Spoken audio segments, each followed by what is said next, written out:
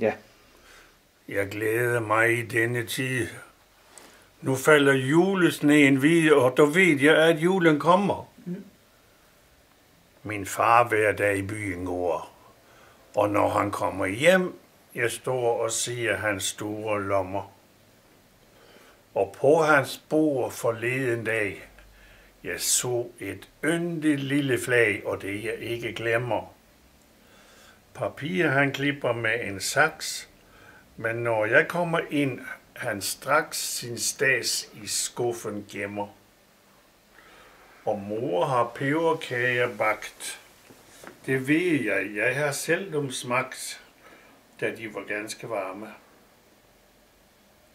Sit sølvskab mor nu åbnet har, og stasse lysestærene frem hun tager, den med de mange arme.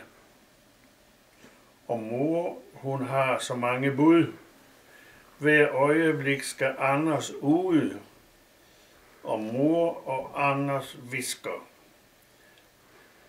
Men jeg kan dog høre tyst. I morgen var det julelys og røde bånd og svisker.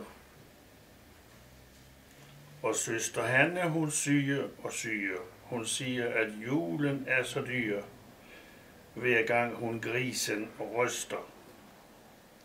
Til far, hun har en pibesnor af perler.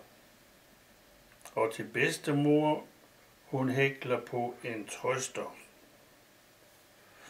Jeg vil nok også noget få. Jeg må jo ind i salen gå, når hun skal til at strikke. Derinde er det rigtig koldt. Men når jeg spiller med min bold, så mærker jeg det ikke. Det var før jeg ud med Karen gik. Vi var i bagerens butik. Der stod den tykke bager, og han skrev op, hvad Karen sagde. Til juleaften skal vi have 2 store julekager. Giv det var jul, hvor det var rart, men nu må den der komme snart. Det varer ikke længe.